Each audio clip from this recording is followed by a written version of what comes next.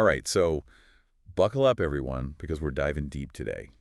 Deep into Southwest Nigerian security. Oh, sounds intense. It is, it is. And we're basing this entire deep dive on one really fascinating article. Okay. It's from VanguardHissierWyatt.com. Headline: Gani Adams to S-West govs.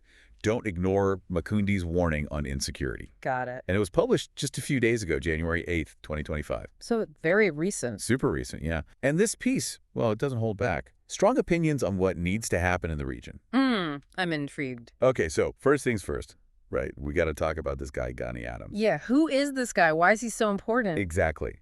So Gani Adams, he is the Arana Kakanfo of Yorubaland. Okay, that sounds It's a mouthful. very important. It is. It's basically like, think of it as a traditional title. He's a major leader, spokesperson for the Yoruba people. Uh-huh. Big voice. And he's known for, well, not mincing words, especially about security, not afraid to ruffle some feathers. Makes sense. So what's he saying in this article? Well, he's straight up calling on all the governors in the Southwest, Like every single one. every single one, to take Governor Say Makinde's security warnings super seriously. Okay, so we need to know, what are these warnings all about? Yeah. What's Makinde saying that's got everyone on edge? Well, it's likely connected to like a broader trend happening across Nigeria. Okay. You see, for years, right, the Northwest has been battling banditry and terrorism. Right. Just constant struggles.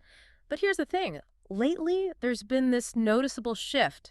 These groups, they're moving south. Oh, wow. Yeah, partly because military operations are pushing them out of their old hideouts, but also they're looking for new targets, new opportunities. There's like a spreading, It's like a pressure, right? Pushing south. pushing south. And the Southwest, well, it's starting to feel that pressure. So is that what Adams is getting at? Like the Southwest's becoming the next big target? That seems to be his concern, yeah. And he's not holding back on his critique. No, he's not. He says some governors are trying this appeasement strategy, Appeasement. like negotiating, making concessions, trying to calm things down. Oh, we'll see. But Adams, he says it's just not working. What do you think? I mean, appeasement, isn't that sometimes the best option? It can be tempting, right? In the short term, you think, okay, maybe if we give them a little, the violence will stop. Right. But history's shown us appeasement, it can backfire. Big time. Really? Yeah, it can embolden these groups, make them think, oh, we can demand even more, we can push further, and then things escalate. So it's almost like rewarding bad behavior. It can be like trying to put out a fire with gasoline, you know? Yeah, that's a good analogy. Yeah. And Adams, he doesn't just, like, theorize about this. No, he doesn't. He gives real-world examples of what's already happening in the Southwest. Oh, yeah. Kidnappings, killings, farmland being destroyed. Wow. This isn't just a theoretical debate. It's affecting real people. Yeah. Their livelihoods, their lives. It's getting real. Absolutely. And, you know, the consequences, they reach way beyond just the immediate violence. In a way. Think about it. You have farming collapsing, food shortages, people forced to flee their homes. Trust in society just crumbles. It's like a domino effect. Exactly. One problem creates 10 more. So if appeasement isn't the answer, then what is?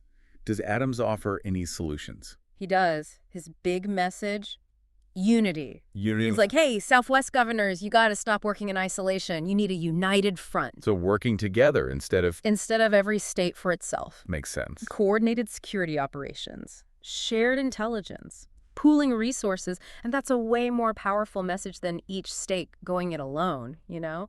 It makes you wonder why that hasn't always been the approach. Well, regional cooperation in Nigeria, it's complicated. Let's just say it's had its ups and downs. Okay. Sometimes beautiful teamwork, other times utter chaos. Yeah, I can see that. For a unified response to work, these governors, they got to put aside their political differences, their egos, and prioritize the safety of their people. It's like the bigger picture. The bigger picture, exactly. So for you, what's the key takeaway from all this? To me, it's clear. Southwest Nigeria is at a crossroads. There's a very real threat. And if they don't get their act together, things could get really bad. Yeah, I can see But there's also opportunity. They could learn from past mistakes from other regions. Right. And build a safer future for everyone. It's all about choices now. Choices. Yeah, that's powerful. So for our listeners out there, think about this. Okay. If you were living in the Southwest right now, how would you participate in this conversation? How would you make your voice heard? That's a good question. Because it's not just up to the politicians to figure this out, right? It's about communities taking ownership of their safety, too. Food for thought. Definitely food for thought.